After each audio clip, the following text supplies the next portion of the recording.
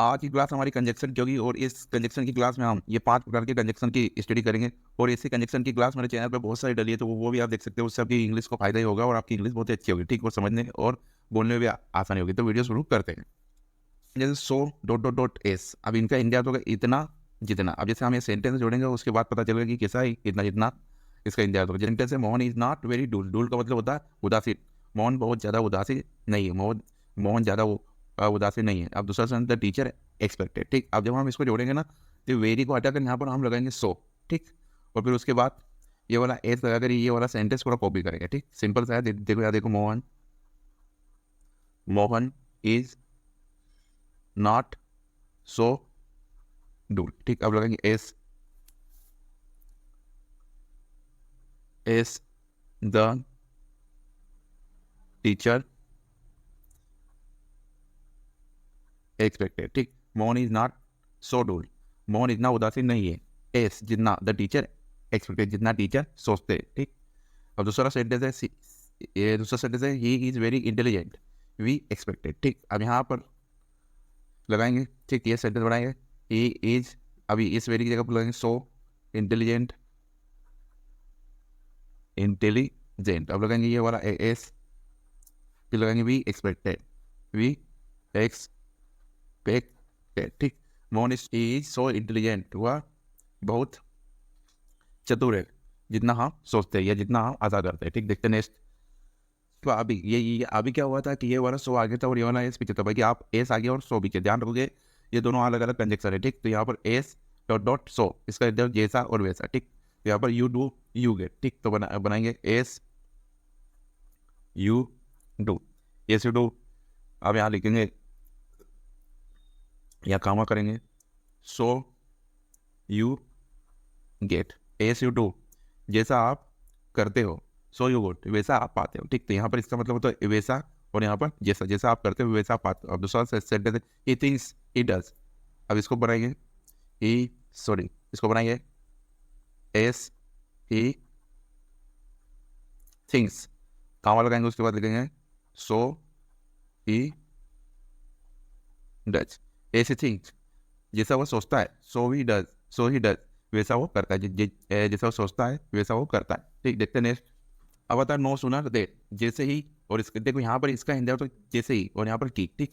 देखो यही से जो सेंटेंस जुड़ेंगे वो हमेशा पास्ट वाले रहेंगे, या तो पास्ट परफेक्ट रहेंगे या पास्ट इंडेफिनिट रहेंगे, ठीक। तो जो सेंटेंस रहेंगे वो पास्ट वाले रहेंगे और उनका हम जोड़ेंगे।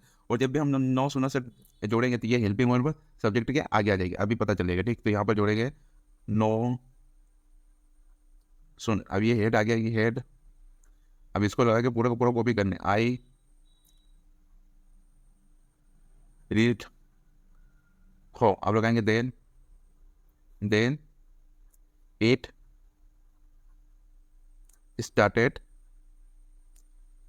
रेनिंग। ये देखो रेनिंग गलत है, यहाँ पर ये लिखनी है रेनिंग, ठीक। No sooner had I reach the home, मैं जैसे ही घर पहुंचा, देन की इट स्टार्टेड रेन, की बारिश शुरू हो गई, बारिश गिरना शुरू हो गई, मैं जैसे ही घर पहुंचा। She finished her homework, she went to bed, ठीक। देखो हम यहाँ पर क्या है कि ये पास्ट इंडिपेंडेंट का सेंटेंस है, ठीक। तो यहाँ पर ये वर्ब का सेकंड पार्ट लगा है, ठीक। ये सेकंड पार्ट है, ठीक।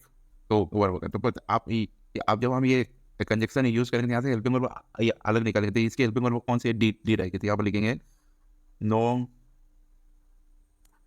सुनर डीड। अब लिखेंगे सी, देखो जब डीड लगा देते ये फर्स्ट फॉर्म में आएगी, ठीक। फिनिश हर होमवर्क और वर्क, ठीक। और ये यहाँ पर आएगा देन, ठीक। फिर उसके बाद लिखेंगे सी वेंट टू बेड, ठीक। No sooner did she finish her homework then she went to bed, ठीक।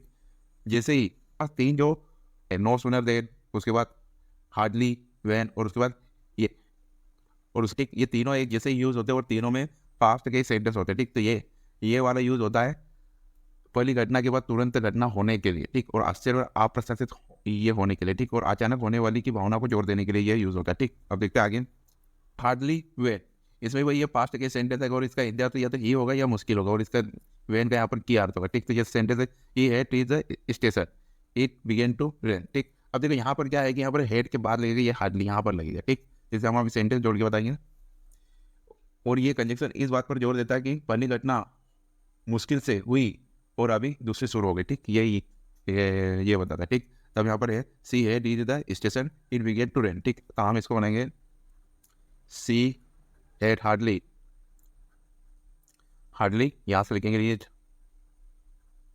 देखो इसमें वर्ब का फॉर्म नहीं चेंज होगा क्योंकि ये पास्ट का सेंटेंस है, पास्ट परफेक्ट का। ठीक, अगर ये हेल्पिंग वर्ब यहाँ भी आती तो भी यहाँ पर ये मेन वर्ब का थर्ड फॉर्म ही रहता है, बाकी यहाँ पर ये बीच में आया। ठीक, हार्डली मेन वर्ब और हेल्पिंग वर्ब के बीच में, ध्यान रखो हार्डली द स्टेशन, स्टेशन। ठीक, अब लिखेंगे व्हेन, यहाँ लिखेंगे when it began to rain. ठीक, ये had hardly reach the station, वो मुश्किल से स्टेशन पर पहुंची थी। ठीक, वो मुश्किल से स्टेशन पर पहुंची थी या वह स्टेशन पर पहुंची थी कि इट बिगेन टू रेन, कि बारिश शुरू हो गई, कि बारिश शुरू हो गई। ठीक, अब ये वही है, ये भी we had begun our journey, we had begun our journey, the car broke down. ठीक, तो हम यहाँ पर लिखेंगे हम, देखो ये भी पास्ट परफेक्ट का है और ये पास्ट इंडेफिनिट का है। ठीक, तो हम इसको जोड़ेंगे वी हैड, अब यहाँ पर hardly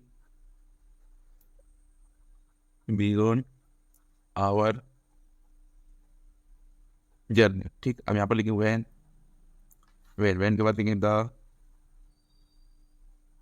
car broke down, we had hardly begun our journey, हमने यात्रा शुरू ही की थी कि व्हेन का मतलब की। ठीक, द कार ब्रोक डाउन, की कार खराब हो गई। ठीक, हमने यात्रा शुरू ही की थी कि कार खराब हो गई। ठीक, तो यहाँ से we had hardly begun our journey, हमने यात्रा शुरू ही की थी व्हेन की द कार ब्रोक डाउन, की कार खराब हो गई। ठीक, देखते नेक्स्ट, स्केचली व्हेन ही या मुश्किल से की। देखो क्या है कि हार्डली और स्केचली दोनों सेम यूज होते हैं, कोई ज़्यादा फर्क नहीं है, बाकी ये फॉर्मल में यूज़ होता है और वो इनफॉर्मल में यूज़ होता है। ठीक, और जो हमारा जो नौ सुनर देन था वो भी वैसा ही है। ठीक, यूज़ होता है। ठीक, तो ये हमारे जो तीन है इनमें तीनों में पास्ट के सेंटेंस आते हैं और इनकी जगह पर एक दूसरे की जगह पर ये एक दूसरे में यूज़ भी हो जाते हैं, कोई इनमें ज़्यादा फर्क नहीं है। बाकी ये कि लिटरेचर पढ़ने वाले और फॉर्मल इंग्लिश वाले, ठीक, इनमें थोड़ा ध्यान रखते हैं। बाकी नॉर्मल बोलचाल में तो दोनों ये तीनों में कोई फर्क नहीं है। ठीक, तो जैसे स्पेशली वैन ही मुश्किल थी। ठीक, जैसे यहाँ पर सेंटेंस है ही है ट्रीट the school the bell rang. ठीक, अब यहाँ भी वही, यहाँ पर हम लगेंगे स्पेशली, फिर यहाँ पर लगेंगे वैन और फिर वाला सेंटेंस पूरा जोड़ देंगे। यहाँ पर लिखेंगे he had specially reached the school when the bell rang, he had scarcely reached the school, वह मुश्किल से स्कूल पहुंचा ही था या फिर वह स्कूल पहुंचा ही था when की the bell rang, की घंटी बजी। दूसरा सेंटेंस है she had finished her project, she was assigned another one। ठीक, इसको she had scarcely finished her project. ठीक, हम यहाँ पर लिखेंगे व्हेन से वाज असाइंड अनदर वन। अब ये वन की जगह पर अनदर ये प्रोजेक्ट भी लिख सकते थे। ठीक, बाकी हमने वो वन लिखा। ठीक, और यहाँ भी वन ही लिखा है, बाकी यहाँ भी प्रोजेक्ट लिख सकते। ठीक, ये प्रोजेक्ट इसका क्या है, अपन प्रोनाउन है। ठीक, ये वन की स्थिति हम sentence he had scarcely finished her project. ठीक, उसने अपना प्रोजेक्ट खत्म किया ही था कि।